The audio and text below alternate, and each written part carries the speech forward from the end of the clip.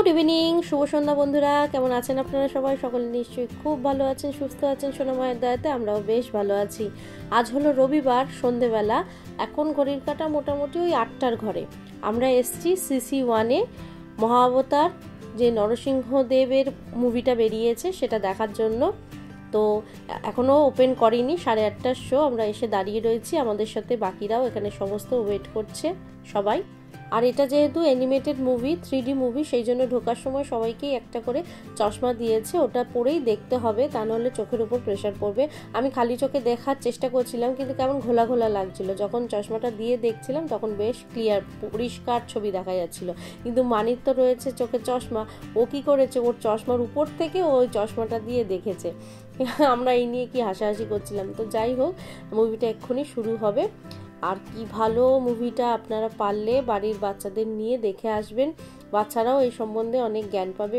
মানে animated film যে এত সুন্দর হতে পারে ধারণার বাইরে। আমি ফোনে দেখেছিলাম মানুষে কতটা ভক্তি নিয়ে বইটা দেখতে আসছে, সত্যি দেখে এতটাই মানে কি বলবো, আবেগে ভেসে গিয়েছিলাম। খুব মানে কষ্ট হচ্ছিল ভিতরে, বাবাইও কাঁদছিল, মেয়েরাও কাঁদছিল, আমিও কাঁদছিলাম, পুরো হলই কাঁদছিল।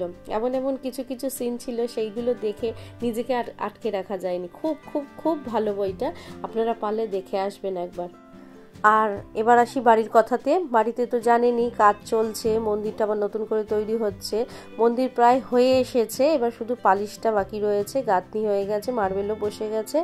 আর এবারে মন্দিরটা মানে ঘষাইটা শুধুমাত্র বাকি রয়েছে। আর ওদিকে ফল সিলিংয়ের কাজও প্রায় অনেকটাই হয়ে গেছে, এবারে পুট্টি হবে। এর আগের ভিডিওতেই আপনাদের সঙ্গে শেয়ার করেছিলাম যে ঘরবাড়ির কী অবস্থা দেখেছেনই তো, চারিদিকে ধুলো, ময়লা, বালি, সিমেন্ট একেবারে ছড়াছড়ি। কাজ হলে বাড়িতে যা হয়, তো এর মধ্যে তো রান্নাবান্নাও করতে পারছি না, বাইরে থেকে কিনে এনে খেতে হচ্ছে। রাত্রিবেলা কোনো রকমের কিছু একটা বানাই, কিন্তু দিনের বেলা একেবারেই পসিবল হয়ে ওঠে না। আর পুজো সেরকমভাবে সুন্দর করে তো দিতে পারছি না, তো কি আপনাদের সঙ্গে ভিডিও শেয়ার করব বলুন। ঘরে কাজও করতে পারছি না, তো সেই জন্য ভিডিও এখন রেগুলার আসছে না। আপনারা প্লিজ আমার সাথে কোঅপারেট করবেন।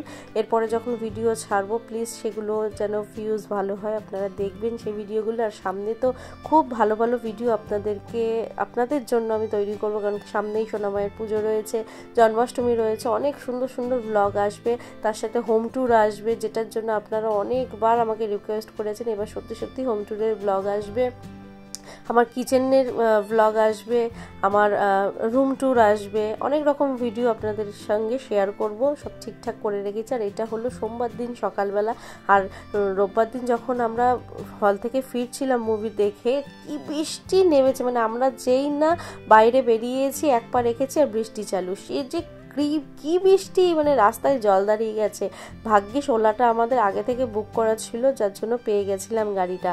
আর বৃষ্টির মুহূর্তে যদি মানে ওলা গাড়ি বুক করতো তখন আর একটাও গাড়ি পাওয়া যেত না, আসতে খুব মুশকিল হয়ে যেত। আর এই যে দেখছেন পুট্টি চলছে উপরে ফল সিলিংয়ে, আর ওদিকে মন্দিরে পাথর বসে গেছে। একজন মহিলা এসছে, উনি এখন ওগুলো সব পালিশ করবে। আর মহিলারা যে পালিশ করে, আমি এই প্রথম দেখলাম এই ভদ্রমহিলাকে। খুব সুন্দর করে উনি পালিশ করেছে। মন্দির আমার রেডি হয়ে গেছে। আর জানেন তো, ঠাকুরের শাড়ি, গয়না সমস্ত কিছুই কেনা হয়ে গেছে, বাট আপনাদের সঙ্গে আমি শেয়ার করতে পারছি না, কারণ ঠাকুরের জিনিস একটা পরিষ্কার পরিচ্ছন্ন জায়গায় বসে তো আমাকে দেখাতে হবে, কিন্তু ঘরে ওইটুখানি স্পেস নেই যে আপনাদেরকে বসে আমি জিনিসগুলো দেখাবো। তো একটু ধৈর্য ধরুন, আমি ঠিক আপনাদের সঙ্গে শেয়ার করে দেবো মায়ের শাড়ি, গয়না, এবছর কীভাবে মাকে সাজাবো সমস্ত কিছু ডিটেলসে জানাবো। আর সোনামায়ের জন্য যে পলা বাঁধানোটা এর আগে এনেছিলাম, ওটা ফেরত দিয়ে না এই পলা বাঁধানোর জোড়া নিয়ে এসেছি, 2 জোড়া নিয়ে এসেছি, মাত্র 4টে হাত। তো ওটা না একটুখানি কাজ কম ছিল, মনটা একটু খুঁতখুত করছিল। আর বিশেষ করে শাখাটা যেহেতু বেশ মোটার মধ্যে, তার সাথে পলাটা ঠিক মানানসই হচ্ছিল না, ওই জন্য মনটা তখন থেকে একটু খুঁতখুত করছিল।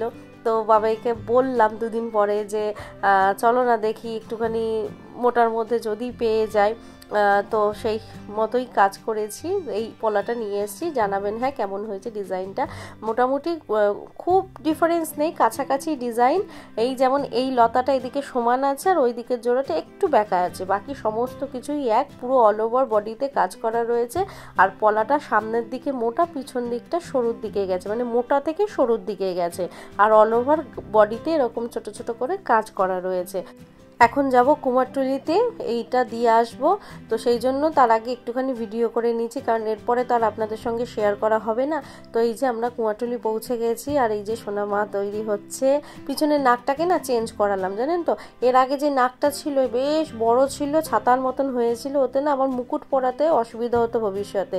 আর মানে এত বড়ই নাকটা বানিয়েছিল, এত সুন্দর যে সিংহাসনটা ওনারা বানিয়েছেন, সিংহাসনটা অর্ধেকের বেশি ঢেকে যাচ্ছিল। ওজন্য ওটাকে খুলিয়ে এটাকে আবার নতুন করে তৈরি করছেন ওনারা। আর এবার দেখুন বেশি সুন্দর লাগছে না লুকটা, আমার তো খুব পছন্দ হয়েছে।